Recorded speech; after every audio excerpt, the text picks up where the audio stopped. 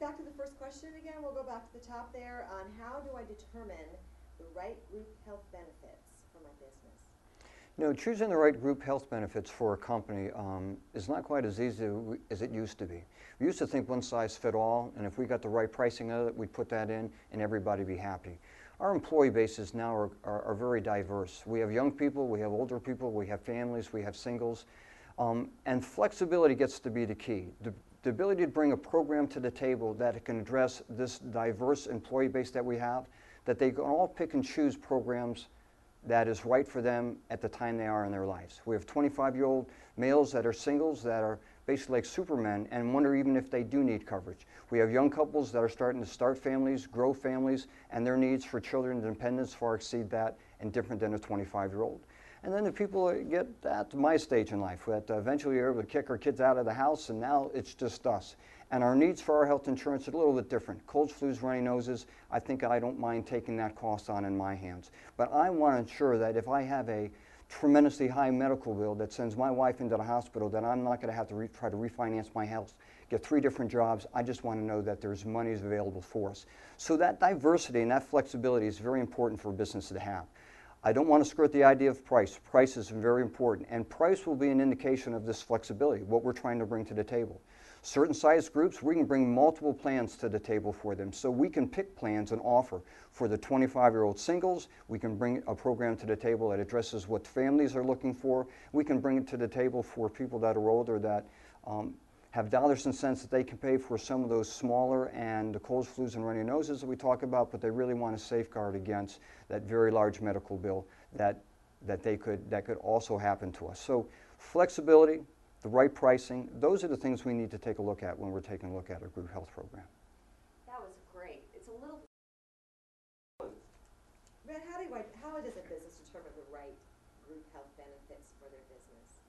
You know, choosing a group health plan for a company is not easy. In this day and age, when our employee base is very diverse, we have young people in their 20s, we have people that are in their 50s and 60s, and try to get a program that fits each one of them perfectly is almost impossible. So flexibility gets to be the key. We need to be able to bring programs to the table that addresses our young people, our people that have young families and looking to grow their families. We need to have programs that can take the people that get a little bit older like myself, that finally we've got those children out of the house on their own. We've changed the locks too, so they can't get back to us. But our needs are completely different. Colds, flus, runny noses is that I don't mind taking that on. I do not want to take on that $50,000 to $100,000 to $200,000 bill. I want to make sure is that there's somebody there with deep pockets that can address that for me. So flexibility gets to be a key that we can bring to the table. Price is always important for us, and with flexibility we can have different price points for us as we offer this to our people. So we look to diversify with flexibility. We'd like to take a look at the different carriers and what they can bring to the table, and the different programs and flexibility will have different pricing points for us, which allow us to manage our programs, I think, in the best means possible. Do you want to benefits of having a health and wellness plan for a business? You know, in the past, health and wellness plans really weren't coupled. We looked at benefit programs, medical, dental, life programs, and we looked to put those programs in place. But I'll tell you, benefit programs are completely reactive. They only show up after the incident has happened, and then they pay the bills. And then we complain about the pay. We do nothing in regards to trying to be proactive, which what wellness programs bring to us. They allow us to start to understand where we're at in life, how we diet, how we exercise, what our health cares really are. And my analogy really gets to be how a car looks. It sounds good, it runs from point A to point B, and it gets us there. But when we lift up the hood and take a look, we might find things that we just aren't really sure that were there before. Oil starts to leak, gasket starts to miss, is that we have these issues. So wellness programs allow us to get a better understanding of where our baselines are and where we are. With that, we can be better consumers of our healthcare products, which allows us to, in regards to our benefits, is that our expenses there, we believe, can be reduced. So if we couple both of these together, we have really a positive package that allows us to address healthcare costs in the most prominent ways we can, and not only today, but it's the only means that we're going to be able to control costs as we move into the future.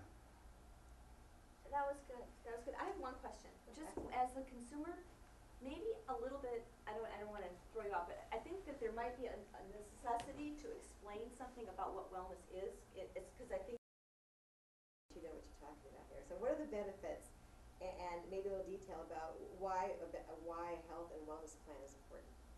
You know, that's a great question. Wellness programs and benefit programs. We have absolutely now started to hit on the key. Wellness programs are proactive ways for us to address our healthcare needs.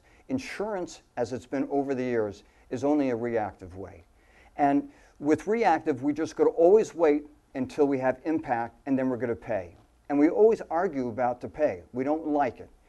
Wellness allows us to start to look inside ourselves and find out, do we have things going on inside that we don't know of? I'm one of those perfect examples. I don't know about perfect, but I'm an example. High cholesterol. And I never thought I have high cholesterol. And when my doctor told me I had high cholesterol, I said, I want a third opinion. I don't like your opinion. He says, you can do whatever you want, Rick, but this is the deal. And I understood. And he said, we have people that look great on the outside, but in the inside things are going on. And you've all heard about people that cancer has shown up, diabetes has shown up, high cholesterol, high blood pressure, but they walk and talk and they look good. Wellness programs allows us to identify this so that we can start to take proactive means to reduce these risks that we have as individuals. This is absolutely the best way for us to address our healthcare costs. So by the time we get the benefits, if our people through wellness are doing better consumers and understanding high cholesterol, high blood pressure, am I susceptible to diabetes? My family has cancer. Am I doing the things to make sure I'm screening myself so that if it does show up with me, that we get it early? And it's a low cost, it's not a high cost, which then affects the cost for our insurances. So in the past, when we just did insurance, we never got in front of this ball. Now that we're talking about wellness and insurance coupled together, is that these are like hand in glove. It's the perfect way for us to start to address a cost we have for healthcare that none of us are happy with and will never reduce unless we start to take some proactive moves on that. Good. One thing, I noticed your foot's... What are the benefits of having, and maybe the details a little bit about a health and wellness plan? What are the benefits for a company? You know, it's great we start to talk about wellness along with our benefit programs. Benefit programs are important, but wellness is absolutely the key. When we start to understand really what our conditions are, how we are, our health is that we have there's a direct relationship to the costs that we have as companies that pay out for our insurances. Let me give you an example that we found. Over the years, as we started to put health and these wellness programs in place, we have found people that have then done the work they need to, done their annual physicals, got baseline on their blood, and they've determined, and we found people that didn't realize that they had high cholesterol, high blood pressure, and they are on the verge of maybe a heart attack or a stroke that sends us right into the emergency room. Then understanding this and knowing this up in front, and we can get the proper medical attention, we can start to take and be prescribed the proper drugs, we can start to have the right attention that now we need to make sure we can manage these conditions we have. So instead of this emergency as a heart attack that happens at 3 a.m. on a Sunday morning, is that we've addressed this issue up in front. So now we medicate it, and now we manage it, and now our life is much fuller. These ways to manage our health care is far better as it reduces the cost we have on our health insurance. Our health insurance is a reactive product. It just pays when we have needs.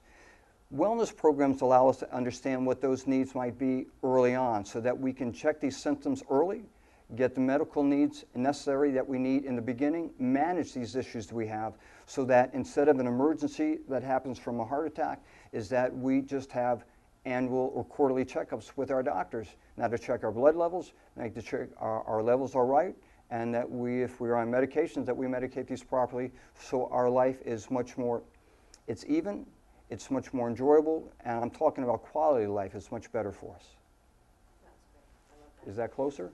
Very good. You like that one better than the one I before? like the person part of the other one, but I like the explanation of this one. I just really like that first part. Yeah, I like that. We want to try to get one that we can just, we don't want to edit. We Right, don't want to right. edit these if we can help that. And now we have three different Yeah. types of them. So we need to pick one.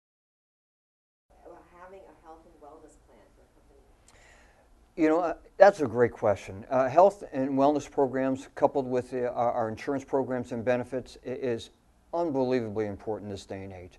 In the past, we just used to take a look at the insurance benefits and what they were and the price we have on those. And it's a reactionary product. It waits till there's an impact or there's an emergency, and then it pays. And then we always complain about the pay, and it's extremely high, and it is. Wellness is incredible for us to finally understand what is going on with us in our lives, with our personal habits, and what's going on, I'll say, under the hood. It's like taking a look at a car. It runs and sounds well. It gets us from point A to point B, but you take a look under the hood and you are surprised on how this is just put together with masking tape, gum, and glue. And this we find with people. We have seen instances when people have finally taken the initiative for annual physicals, getting their blood work done, and finding out as they looked under the hood that they are prone to either cancer, they are prone to high blood pressure, they are prone to high cholesterol, and they are an emergency just waiting to happen. And without this being known, we move along each day. We get out of bed, we're doing fine, we feel a little bit, we lose our breath walking up steps, but we go, I don't know, just a little bit of weight I'm putting on at this present time. It's nothing big. It is something big. It is something big.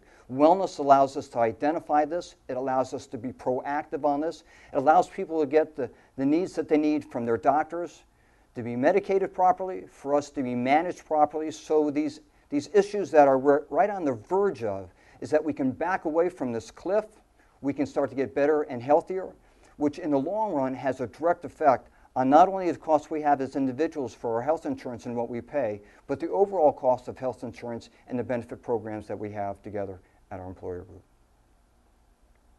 Is that a better? Excellent. That's very good. Definitely can help. I think that anybody can relate to that. Oh, yeah. I know that we've talked about this, and you mentioned it. Again, which is something that a lot of us, out laymen, we don't understand what that means, Rhett. So would you give us an explanation exactly of what self-funding means in terms of group health care insurance? I tell you, self-funding, I think, is the holy grail. This is the place that we need to get to. We have always in the past, we pay premium dollars on assumptions that the insurance company believes that our group is going to have in their medical needs. And those assumptions are always in the favor of the insurance company, and they're always high. And every year our renewals come in, and they're higher and higher, and we just don't like them. And the question gets asked, I don't believe our group is having these health issues. Self-funding allows us to capture this information on a monthly basis, year after year, so we can actually understand the true medical needs and expenses that our employees have for their medical conditions that they have. And with that, we can start to measure, we can start to manage, we can start to control, we can start to incentivize. There are so many tools that we can bring to the table under a self-funded program that gives us information that we don't get in the past. So in this day and age, healthcare reform and that a system that is tough on us on a price is that when we can understand the actual costs that our people have, then every year when we have renewals, this thing doesn't come up which says, I'm unhappy with the premium, is it going to be a surprise? It's not a surprise. And if you're unhappy, because we're unhappy with the cost that we have to pay, and now the question gets to be, what can we do about it? And finally, there's answers. Things that we can do, things that we can address, things that if you as an employer allow us to work with you and your people, we can start to address these costs so we can level them off, we can start to measure them, and in the future we can control them for a much lower cost going down the line.